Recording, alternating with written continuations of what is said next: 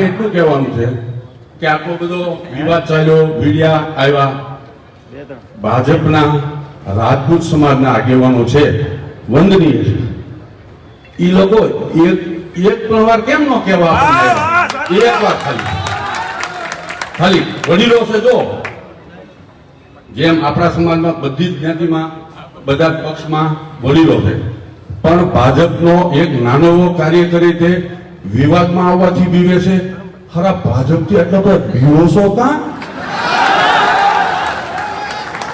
અમે આ હાથે પાપ કરેલું છે, ભાજપને મત આપેલો છે, આ હાથે આપેલો છે મત વર્ષો પહેલા. નહીં, એવું નથી કહેવા માંગતો. વિવાદમાં નથી પડવું મોટા ભાઈ, બિલકુલ વિવાદમાં નથી પડવાનું. વિવાદમાં નથી પડવાનું. હું તો વિવેક સાથે અને દંડવત સાથે વાત કરું છું. હા, એ રઘુબા પડવા વાળો બોલે આપણે માર્કિંગ યાર્ડમાં ક્રોસ વોટિંગ થી જીતાડ્યા હતા ને.